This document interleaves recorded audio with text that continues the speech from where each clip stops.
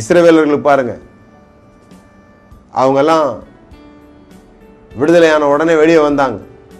ஆனால் மோசே அவர்களை போய் பொருளெல்லாம் வாங்கிட்டு வர சொல்கிறான். சங்கீதம் 105:36 இப்படி சொல்லுகிறது, அப்பொழுது அவர்களை வெள்ளியோடும் பொன்னோடும் புறப்பட பண்ணினார். ஏன் வெள்ளியோடும் பொன்னோடும் புறப்பட பண்ணினார்? அவங்க ஒன்றுமே இல்லாமல் புறப்பட்டு இருந்தாங்கன்னா வனாந்தரத்தில் ஆசிரிப்பு கூடாரத்தை எப்படி கட்டியிருப்பாங்க? வனாந்தரத்தில் ஆசிரிப்பு கூடாரத்தை எப்படி எல்லாம் பொன்னால் புதிஞ்சிருக்க முடியும்? பாருங்க, ஆண்டவர் கற்றுக் கொடுத்தார் இஸ்ரவேல் ஜனங்களுக்கு. தேவனுக்கு ஊழியம் செய்ய எகிப்தினுடைய செல்வம் தேவை. இன்றைக்கு நமக்கு அது தெரியணும். பெரிய ஊழியங்கள் செய்வதற்கு எகிப்தினுடைய செல்வம் தேவை என்பதை ஆண்டவர் கற்றுக் கொடுத்தார். அதை ஜனங்கள்ட்ட அவர்கள் எடுத்துக்கொண்டு வந்தார்கள். நீதிமொழிகள் 13:22 இப்படி சொல்லுகிறது, பாவியின் ஆஸ்தியோ நீதிமானுக்காக சேர்த்து வைக்கப்படும். தாவீதுக்கு ஆண்டவர் எல்லா காரியங்களும் வெற்றி கொடுத்தார். தாவீதோடு கூட கர்த்தர் இருந்தார் என்று வேதம் சொல்லுகிறது. ஒவ்வொரு காரியத்திலும் அவன் எப்படி நடந்து கொள்ள வேண்டும் என்று ஆண்டவர் கற்றுக் கொடுத்தார். அவன் தீர்க்காயுசும் ஐஸ்வர்யமும் மகிமையும் உள்ளவனாய் நல்ல முதிர் வயதிலே மரணம் அடைந்தான். ஒரு மனிதனுடைய வாழ்க்கை எப்படி இருக்குது பாருங்க.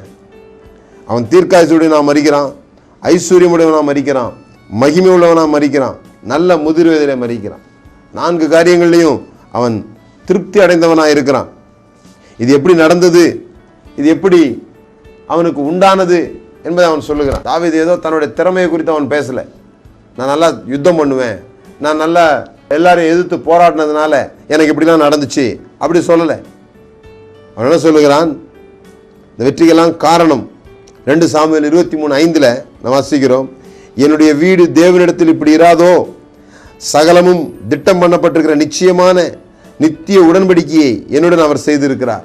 ஆதலால் என்னுடைய எல்லா ரட்சிப்பும் எல்லா வாஞ்சையும் வளர்ந்தோங்க செய்யாரோ என்று அவன் சொல்லுகிறான். என்னோட கூட நிச்சயமான ஒரு உடன்படிக்கையை செய்திருக்கிறார். கவனிங்க, இந்த உடன்படிக்கை என்பது செழிப்பினுடைய ஒரு பங்கு. தேவன் யாரோடெல்லாம் உடன்படிக்கை செய்திருக்கிறாரோ அவர்களை எல்லாம் செழிப்படைய செய்திருக்கிறார். தாவீதோடு கூட தேவன் உடன்படிக்கை செய்தார். என்ன செய்கிறார்? நான் உன்னை வளர்ந்தோங்க பண்ணுவேன், நிச்சயமாகவே நான் உன்னை ஆசீர்வதிப்பேன், உன் ஸ்தானத்தில் எப்பவும் உன் பிள்ளைங்க அரசாளுவாங்க, இப்படிலாம் கர்த்தர் அவனுக்கு வாக்குகளை பண்ணுகிறார். இந்த உடன்படிக்கைகளை நம்பிதான் தாவீது அவனுடைய காரியங்களை செய்கிறேன் என்று சொல்லி அங்கே சொல்லுகிறான். நித்திய உடன்படிக்கை என்னுடன் அவர் செய்திருக்கிறார். ஆதலால் என்னுடைய எல்லா ரட்சிப்பும் எல்லா வாஞ்சையும் வளர்ந்தோங்க செய்யாரோ என்று அவன் கேட்கிறான். தாவீதுக்கு கர்த்தர் உடன்படிக்கையை செய்து அவன் செழிப்படையும்படியாக செய்தார். இப்படி பிரயோஜனமானதை அவர் போதிக்கிறார், பிரயோஜனமானதை செய்ய கற்றுக் கொடுக்கிறார். ஒரு நபர் கூட தேவனிடத்தில் தோல்வி அடைந்ததாகவே இல்லை.